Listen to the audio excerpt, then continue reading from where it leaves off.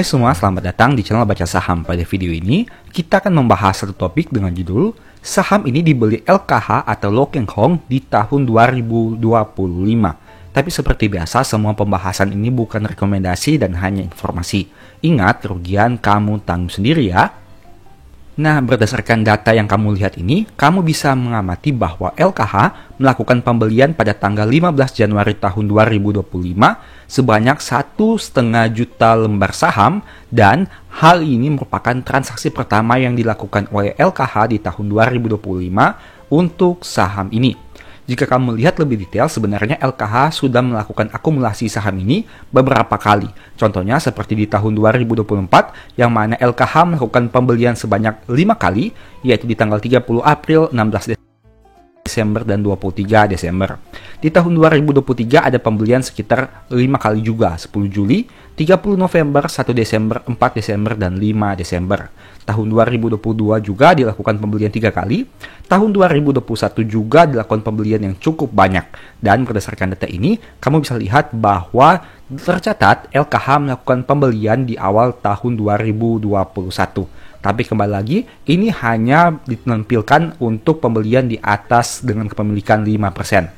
Artinya kemungkinan besar LKH memang sudah mencicil saham ini untuk melakukan pembelian jauh sebelum tahun 2021. Tapi data yang ditampilkan hanya mulai tahun 2021 karena kepemilikan di atas 5%. Kira-kira saham apakah yang dimaksud? Nah, saham yang dimaksudkan adalah saham GJTL atau Gajah Tunggal, di mana selama tahun ini atau year to date mengalami kenaikan 2,62%. Jika kita melihat data selama 5 tahun terakhir, saham ini masih naik 130%.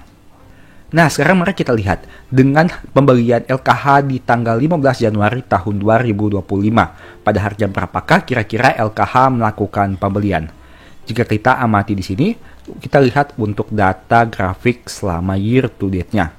Pada tanggal 15 Januari tahun 2025, saham GJTL ini bergerak di kisaran angka 1.100-an, yang artinya mungkin saja LKH membeli di harga tersebut. Tapi kembali lagi, kita tidak tahu untuk angka pastinya seperti apa.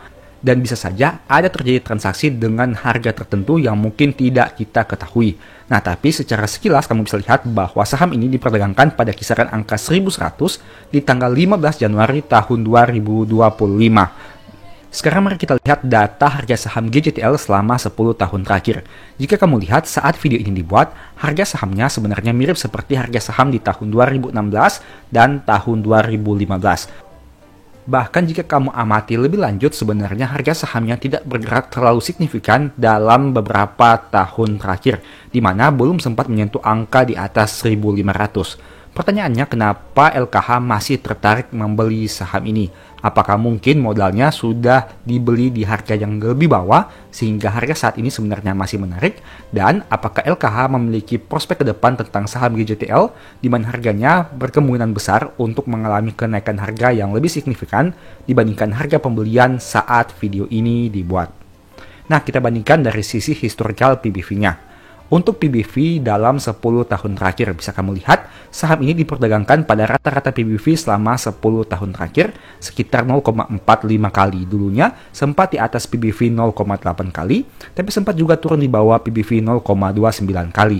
Dari data ini kamu bisa lihat bahwa GJTL sebenarnya diperdagangkan dengan angka PBV yang bisa dikatakan cukup rendah, yakni di bawah setengah dari modal per lembar yang mereka miliki.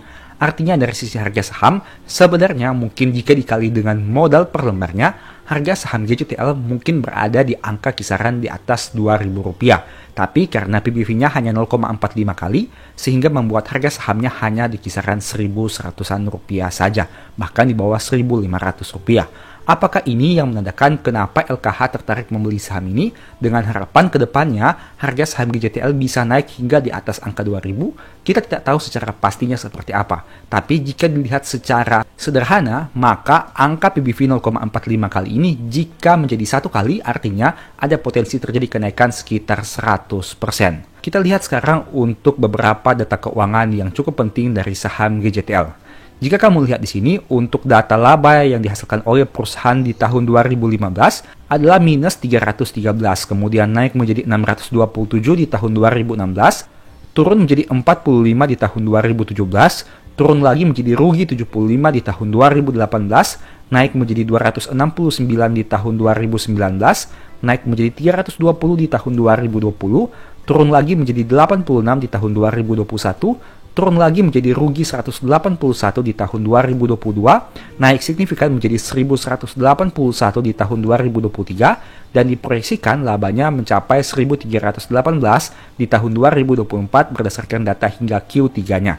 Itu artinya sebenarnya laba rugi GJTL cukup fluktuatif, di mana sempat beberapa kali mencetak kerugian, seperti pada tahun 2022, seperti juga pada tahun 2018, dan pada tahun 2015. Nah, dengan data ini, apakah kamu tertarik membeli saham ini mengingat harga sahamnya cukup bisa dikatakan berada pada PBV yang rendah. Tapi di sisi yang lain, untuk labanya bisa dikatakan cukup fluktuatif, kadang profit. Tapi itulah merupakan satu seni di pasar modal, di mana kita tidak tahu dengan kondisi saham-saham seperti ini, dengan kinerja yang fluktuatif, apakah kedepannya harga sahamnya bisa naik signifikan atau tidak. Yang jelas, jika dilihat dari sisi valuasi, memang GJTL ini cukup menarik, tapi tidak untuk kinerja laba ruginya dalam beberapa tahun terakhir, karena cukup fluktuatif. Kemudian mari kita lihat dari aspek rasio keuangan. Gross profit marginnya 20,7% dengan net profit margin 8,4%. Angka net profit marginnya juga tidak terlalu menarik secara kuarter karena berada di bawah 10%.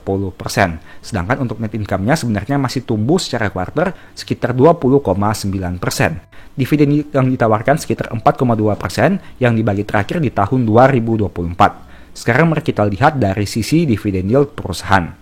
Apakah perusahaan ini rutin bagi dividen atau tidak? Mari kita lihat untuk datanya berdasarkan data yang ditampilkan ini. Ternyata berdasarkan data sejak tahun 2010 ini, kamu bisa lihat bahwa GJTL tidak konsisten membagi dividen, di mana dalam beberapa tahun terakhir hanya pernah membagi di tahun 2010, 2011, 12, 13, 14, 15. Kemudian absen di tahun 2016, bagi lagi di tahun 2017, dan absen cukup lama di tahun 2018, 19, 20.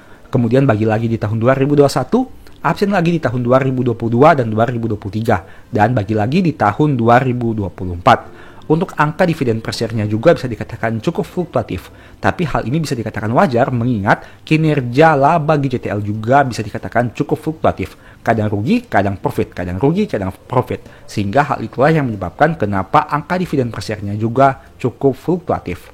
Kemudian mari kita lihat dari sisi kinerja hingga Q3 tahun 2024. Terlebih data Q3 tahun 2024-nya seperti apa.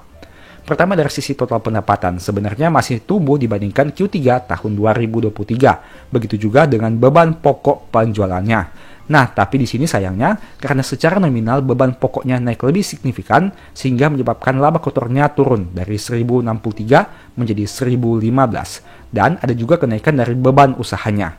Nah, kita lihat untuk laba bersihnya. Tapi menariknya, laba bersihnya malah naik dari 337 menjadi 411. Kira-kira hal apakah yang menyebabkan itu? Ternyata jika kamu lihat di sini, ada beberapa faktornya. Salah satunya adalah pengurangan dari beban lain-lain dari minus 211 menjadi 52. Selain itu, ada juga beberapa faktor yang mungkin bisa kamu dalami di laporan keuangannya secara resmi.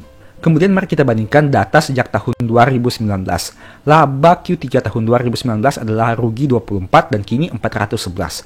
Memang jika dilihat dalam jangka panjang, sebenarnya kinerja GJTL di tahun 2024 ini hingga Q3 mencetak kenaikan yang cukup signifikan. Bahkan bisa dikatakan salah satu kinerjanya yang terbaik. Apakah ini yang menyebabkan salah satu alasan kenapa LKH atau Lo Keng Hong masih tertarik untuk mengakumulasi saham ini? Kita tidak ada yang tahu secara pasti. Yang jelas, beliau melakukan pembelian mungkin karena melihat valuasinya yang masih rendah dari sisi PBV maupun bisa juga dari sisi PER. Kemudian mari kita lihat probabilitas saham GJTL dalam 10 tahun terakhir. Probabilitasnya cukup baik dengan angka 60%, artinya 6 kali naik dan 4 kali turun. Penurunan terbesarnya di tahun 2017 dengan angka 36%, kemudian rugi lagi 5,8% di tahun 2018, dan rugi 8,5% di tahun 2019. Ada juga penurunan di tahun 2022 sebanyak 15,7%. Tapi di tahun 2023, mendadak harga sahamnya naik signifikan mencapai 84%. Artinya, biasanya sebelumnya GJTL diperdagangkan pada harga saham di bawah Rp1.000. Barulah beberapa tahun terakhir ini harga sahamnya naik signifikan. Jika kamu lihat data yang ada ini, kamu akan mengetahui secara pastinya, di mana dulunya saham GJTL bahkan sempat diperdagangkan pada angka di bawah Rp500, dan kini sudah mencapai Rp1.100. Artinya jika orang yang membeli saham ini di kisaran angka Rp500 dan masih hold sampai saat ini, keuntungannya sudah 100%. Tapi kembali lagi, berapa banyak orang yang berani membeli GJTL di harga seperti itu? Dan seberapa banyak porsi alokasi portofolio yang dialokasikan untuk saham GJTL ini di harga 500? Mungkin ada yang mengatakan bahwa dia memiliki keuntungan beggar atau 100% dari saham ini karena hold dalam jangka panjang. Tapi pertanyaannya lagi, berapa banyak dana yang dialokasikan? Karena ingat, persentase keuntungan tidak berbanding lurus dengan pertumbuhan portofolio. Yang kita cari adalah kenaikan portofolio dalam jangka panjang secara total atau keseluruhan, bukan hanya kenaikan dari satu saham tertentu. Orang yang membeli saham dengan kenaikan yang signifikan, misalkan 100% atau 200%, hal itu tidak menjamin atau tidak otomatis berkontribusi kepada total portofolionya. Karena ingat, semuanya bergantung kepada money management yang kamu gunakan. Untuk itulah, kamu penting melakukan alokasi portofolio agar saat harga saham naik, keuntungannya bisa cukup optimal. Begitu juga saat harga turun, kamu memiliki mitigasi risiko yang cukup baik. Nah, mari saya tunjukkan salah satu bentuk money management kepada kamu. Misalkan di sini diasumsikan kamu membeli 5 jenis saham. Katakanlah saham A, saham B, saham C, saham D, dan saham E. Nah, dari saham ini misalkan ada satu saham yang harga sahamnya naik 100%, alias kamu profit 100% dari saham ini. Nah, kamu mungkin sini sangat senang. Wah, ada saham saya yang naik 100% sehingga saya menghasilkan keuntungan beggar, yakni 100%. Dari 1 juta menjadi 2 juta. Tapi sayangnya 1 juta itu hanya merupakan alokasi portofolio sebanyak 20% dari total portofolio kamu yang berjumlah 5 juta. Artinya di sini, meskipun ada satu saham yang naik 100% dari 1 juta menjadi 2 juta, tapi angka 2 juta ini belum tentu berdampak kepada total portofoliomu. Misalkan, dari satu saham yang naik ini ternyata ada beberapa saham yang memiliki variasi naik turun. Contohnya seperti saham A misalkan tetap tidak mengalami kenaikan atau penurunan, saham C turun lebih dari 50%, saham D tetap, dan saham E mengalami penurunan 50% alias minus 500.000. Jika kamu total, maka total portofolio kamu sebenarnya mengalami penurunan dari 5 juta menjadi 3 juta rupiah. Artinya di sini meskipun kamu profit 100% dari saham B yang mana naik dari 1 juta menjadi 2 juta, tapi jika ditotal sebenarnya portofoliomu masih mengalami penurunan alias kamu masih rugi. Nah, dari data ini kamu bisa lihat bahwa pentingnya melakukan money management. Bukan berarti orang yang profit besar di satu saham, saat dia pamer screenshot di media sosialnya, kamu otomatis akan melihat dia menghasilkan keuntungan yang sangat besar. Karena semuanya kembali lagi kepada berapa persen dana yang dialokasikan ke saham tersebut. Apakah keseluruhan dananya 100% atau mungkin hanya 10% atau bahkan 5% saja. Untuk itulah penting bagi kamu untuk melihat gambaran secara luas, yakni berapa persen portofolio yang dialokasikan untuk saham-saham yang mengalami kenaikan. Di sisi yang lain mungkin ada orang yang hanya profit 10%, 15%, 20%, tapi ternyata profit itu sudah mewakili keseluruhan portofolionya. Dan bisa saja orang-orang seperti itu akan menghasilkan pertumbuhan portofolio yang jauh lebih konsisten dan lebih besar dibandingkan mereka yang menghasilkan keuntungan 100% di saham-saham tertentu, tapi sebenarnya masih mengalami kerugian pada saham-saham yang lain. Semoga dengan video ini kamu memiliki gambaran tentang money management yang harus dilakukan di pasar saham. Selain kita melihat saham yang dibeli oleh LKH dan kita melihat mungkin saja ada potensi kenaikan harga sahamnya di masa depan, tapi di sisi yang lain kita juga harus memiliki money management yang baik agar keuntungan kita maksimal dan mitigasi risiko saat terjadi penurunan harga saham. Semoga video ini bisa memberikan pemahaman baru kepada kamu, dan sebagai informasi, ada satu video yang mungkin bisa berguna bagi kamu. Nonton hingga selesai agar mendapat pemahaman yang utuh. Percaya atau tidak, saat pasar saham crash, psikologi akan terganggu. Apalagi jika kamu sehari-hari biasanya melihat harga saham yang naik dan turun. Yang membedakannya adalah seberapa signifikan psikologimu terganggu. Apakah tidak signifikan, normal, atau sangat signifikan. Saat psikologimu terganggu, biasanya hal itu akan berdampak besar kepada keputusan yang diambil. Mungkin awalnya kamu berpikir untuk hold saham jangka panjang. Tapi saat setiap hari melihat harga saham, akan ada pikiran, atau lebih baik di cut loss saja dan nanti beli di harga yang lebih rendah. Di sisi lain, apabila floating loss yang kamu miliki sudah sangat besar, biasanya kamu akan sangat takut untuk cut loss, karena nominal cut loss sudah sangat besar. Alhasil, yang bisa kamu lakukan hanyalah mencari pembenaran tentang saham yang kamu beli. Hal-hal apa saja yang bisa menguatkan kamu untuk hold saham itu lebih lama. Sebenarnya hal ini benar, karena kita harus punya alasan yang kuat untuk hold suatu saham. Tapi dengan catatan, sahamnya benar-benar bagus. Jangan sampai kita cari pembenaran, padahal sahamnya sebenarnya tidak menarik untuk di-hold jangka panjang.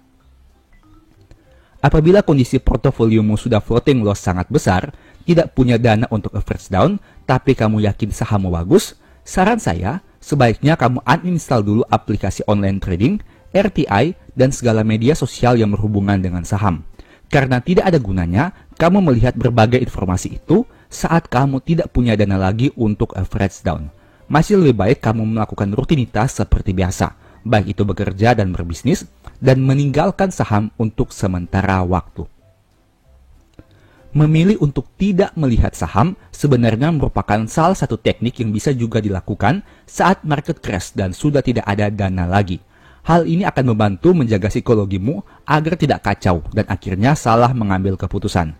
Saya belajar tentang hal ini beberapa tahun yang lalu, mungkin sekitar tahun 2015 atau 2016. Saat itu saham yang saya beli turun dari harga 2000-an ke 1000-an. Saya yakin perusahaannya sangat bagus, baik dari aspek fundamental, manajemen, kebijakan dividen, dan lain-lain. Masalahnya saat itu saya belum paham tentang berhenti sejenak dari pasar saham. Padahal lagi tidak punya dana untuk average down. Saya tetap melihat harga saham yang bergerak naik turun, membaca dan mengikuti berbagai berita, dan melakukan rutinitas seperti biasa. Alhasil, psikologi saya jadi sedikit terganggu. Karena banyaknya berita negatif di mana-mana, saya memutuskan untuk menjual saham itu dengan harapan bisa beli lagi nanti di harga yang lebih murah. Apa yang terjadi selanjutnya? Tanpa ada berita apa-apa, ternyata harganya tiba-tiba naik signifikan dan harga jual saya tidak pernah tersentuh lagi hingga tahun 2024 ini. Alhasil, yang seharusnya saya bisa saja profit di atas 100% ditambah mendapat dividen rutin setiap tahun, jadinya hanya dapat profit recehan. Sekarang coba dibalik. Misalnya di tahun itu saat saya tidak punya dana untuk average down, saya uninstall semua aplikasi online trading dan tidak mengikuti berita tentang saham. Mungkin ceritanya akan menjadi sangat menggembirakan. Dari kejadian itu saya belajar bahwa terkadang meninggalkan market untuk sementara waktu jadi pilihan yang tepat apabila saham yang kita beli juga sudah tepat. Tidak perlu memaksakan diri untuk average down menggunakan hutang atau pinjaman, tapi lebih baik mengambil sikap untuk menjauh sejenak. Ingat, pasar saham sangat dinamis. Jangan kita berhutang untuk mengejar hal yang belum pasti, karena hutang yang harus dibayar itu pasti, tapi keuntungan dari pasar saham tidak pasti. Sekarang pertanyaannya, bagaimana jika saat ini masih punya sisa dana untuk average down? Apa yang harus dilakukan? Saya akan sharing suatu money management yang sederhana yang semoga bisa membantu kamu dalam mempersiapkan kemungkinan terburuk yang bisa terjadi. Tentu saja money management ini tidak jadi jaminan kamu pasti profit. Potensi kerugian tetap ada dan risiko kerugian itu kamu yang tanggung sendiri. Sekarang mari kita bahas saja. Tahapan dari money management ini sederhana. Pertama, ketahui berapa harga pembelian tertinggi dan berapa lembar yang kamu beli. Kedua, buatlah antisipasi jika harga saham yang kamu beli itu hilang 1-0 dari harga pembelian tertinggimu. Dengan kata lain, harga sahamnya turun sekitar 90%. Hal ini terdengar tidak masuk akal kan? Ya, memang benar. Dan karena tidak masuk akal lah, sehingga kita harus buat antisipasi seperti ini. Ketiga, apabila harga saham turun sampai ke poin 2, lembar saham yang kamu beli harus kamu tambahkan 1-0 dari lembar saham di poin 1. Agar lebih jelas, mari simak contoh berikut ini. Katakanlah kamu beli saham ABCD di harga Rp1.000 sebanyak 100 lembar. Ini merupakan harga tertinggi kamu beli saham ABCD sebelum harganya turun signifikan. Artinya, antisipasi paling pesimis yang harus kamu lakukan adalah menyediakan dana untuk bisa membeli saham ini di harga Rp100. Nolnya dihilangkan 1 dari 1000 menjadi 100. Sebanyak 1000 lembar saham. Yang artinya nolnya ditambahkan 1 dari 100 lembar saham menjadi 1000 lembar saham. Dengan money management simple ini, harga rata-rata kamu paling tidak akan turun dari yang awalnya 1000 menjadi 337. Itu artinya apabila harga saham kamu kembali saja ke harga awal pembelian di angka Rp1.000, potensi profit bisa mencapai 196%. Angka yang sangat menarikan, hanya dengan money management sederhana ini saja, risiko dapat diperkecil dan potensi profit dapat diperbesar. Kemudian akan muncul pertanyaan, jika money management seperti itu, berarti kita hanya baru bisa beli saham jika harga sudah turun ke angka Rp100? Tentu tidak. Kamu bebas melakukan average down pada harga berapapun selama uang kamu masih ada. Yang jadi patokan, aturan utamanya harus menyediakan dana jika harga turun 90% untuk membeli lembar saham sebanyak 10 kali lebih banyak. Jadi, kamu mau beli di harga 900, 800, 700 atau harga berapapun, itu terserah kamu. Karena aturan sederhananya adalah membeli sebanyak 10 kali lipat lebih banyak lembar sahamnya jika harga turun 90%. Artinya kita tidak mempermasalahkan kamu mau average down berapa kali. Entah itu kamu average down setiap harganya turun 100, setiap persentasenya turun 10%, setiap PBV-nya turun berapa poin, dan lain-lain. Kamu bebas melakukan average down sesuai dengan gayamu masing-masing. Yang jelas, satu-satunya aturan yang tidak boleh kamu langgar adalah menyediakan dana di harga Rp100 sebanyak 1000 lembar saham. Setidaknya untuk contoh yang saya tampilkan berikut ini, kamu bisa sesuaikan berdasarkan kondisi portofoliomu masing-masing. Dengan menggunakan tabel Excel di samping ini, kamu sebenarnya terbantu karena bisa mengetahui harga rata-rata setiap kali kamu melakukan average down. Misal, jika average down pertama kamu di harga Rp900, berarti harga rata-rata kamu menjadi Rp950. Apabila kamu melakukan average down setiap penurunan 100 sampai ke harga Rp500, berarti harga rata-rata kamu menjadi Rp750. Begitu seterusnya. Hanya dengan rumus sederhana, kamu jadi mengetahui berapa harga rata-rata pembelianmu. Jadi, tidak sembarangan melakukan average down, tapi kamu punya analisa dulu sebelum memencet tombol buy. Pada bagian atas juga, kamu bisa melihat potensi profit yang bisa diperoleh dengan perbandingan antara harga terupdate dan harga rata-rata. Tabel ini sangat berguna bagi kamu, khususnya jika selama ini kamu jarang melakukan pencatatan secara manual. Kita tidak boleh hanya bergantung pada harga rata-rata di aplikasi online trading, karena angka yang dicantumkan di sana biasanya tidak real apabila kita sudah pernah melakukan aktivitas penjualan, meski hanya satu kali saja.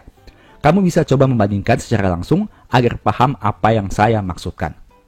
Oh iya, sebagai informasi, file Excel yang kita gunakan dalam simulasi ini merupakan file Excel yang akan kamu dapatkan saat membeli ebook strategi nabung saham. Jadi, kamu hanya perlu mengisi kolom yang berwarna silver, dan secara otomatis, angka-angka yang kamu lihat pada tabel itu akan ditampilkan berdasarkan rumus yang sudah dibuat. Apabila ingin membeli ebook ini, silahkan chat saja di nomor WA di akhir video. Menurut saya, saat harga saham turun tidak wajar, yang lebih dominan bukan lagi berbicara tentang metode analisa apa yang paling hebat, tapi seberapa cerdas kamu melakukan money management. Money management yang baik jauh lebih berguna dibandingkan metode analisa yang hebat, khususnya saat harga saham turun signifikan. Tidak ada gunanya kamu punya metode yang hebat jika uang kamu sudah habis. Artinya, meski kamu tahu titik beli terbaik, kamu sudah tidak bisa beli lagi karena kehabisan dana. Sebaliknya, meski metode analisamu biasa saja, tapi jika money managementmu baik, kamu masih punya kesempatan untuk beli lagi saham yang bagus itu pada harga lebih rendah. Tujuan dari money management sebenarnya sederhana, yaitu mencari harga rata-rata serendah mungkin. Artinya saat kita membeli saham dengan harga lebih rendah, otomatis harga rata-rata yang kita miliki akan jadi lebih rendah juga. Apalagi jika lembar saham yang kita beli pada harga rendah semakin banyak, artinya hal itu akan berpengaruh signifikan terhadap harga rata-rata. Untuk memiliki money management yang baik, kita perlu mengendalikan sifat takut dan serakah. Kita tidak boleh terlalu takut untuk average down karena berpikir harga akan lebih turun. Di sisi lain, kita juga tidak boleh terlalu serakah untuk average down karena berpikir harga akan berbalik naik. Terlalu takut akan menghilangkan potensi memperoleh profit yang lebih besar. Dan terlalu serakah akan memperbesar risiko yang sebenarnya harus kamu minimalisir. Jadi saran saya, apabila kamu ingin melakukan average down, fokus saja kepada 1-2 saham terbaik yang telah kamu analisa. Kamu yakin dengan saham itu, menerima dividen setiap tahun, dan bisa di-hold dalam jangka waktu sangat panjang. Jangan terlalu banyak average down pada banyak saham, karena hal itu akan mempercepat uangmu habis. Ingat, saat uangmu habis untuk average down, berarti kamu kehilangan potensi profit yang lebih besar di masa depan. Jadi pastikan kamu melakukan money management dengan bijak dan tepat. Di sisi lain, saat kamu hanya fokus average down pada 1-2 saham saja, pikiran dan psikologimu bisa lebih terfokus dan tidak terpecah-pecah. Kamu bisa analisa saham itu lebih mendalam, membuat proyeksi lebih tajam, dan mengantisipasi kemungkinan terburuk dengan lebih optimal. Selalu ingat bahwa tidak ada yang tahu kapan pasar saham akan kembali pulih. Kita tidak tahu kapan harga saham yang kita beli akan kembali naik. Dan yang paling buruk, kita juga tidak tahu apakah saham yang kita beli harganya akan kembali naik atau malah turun lebih dalam. Untuk itu, kamu harus punya money management yang tepat dan mempersiapkan antisipasi risiko yang paling optimal. Tujuannya sederhana, agar psikologimu tidak terganggu signifikan di tengah harga saham yang turun tanpa tujuan. Demikianlah pembahasan singkat pada video ini. Selalu ingat bahwa semua saham yang disebutkan bukan rekomendasi dan hanya bersifat edukasi serta informasi. Mohon juga agar dapat mengecek kembali data yang ditampilkan, karena bisa saja terjadi kesalahan pengetikan atau pengambilan data. Di video berikutnya ingin dibahas materi apa lagi? Tulis di kolom komentar ya. Sebagai informasi, berikut ini beberapa list ebook baca saham. Pertama, psikologi saham. Kedua, stock for living. Ketiga, strategi nabung saham. Keempat, the stock market. Dan yang kelima, cara cepat analisa laporan keuangan. Apabila tertarik, chat saja pada nomor WA yang ada. Sekian video ini, semoga bermanfaat. Thank you.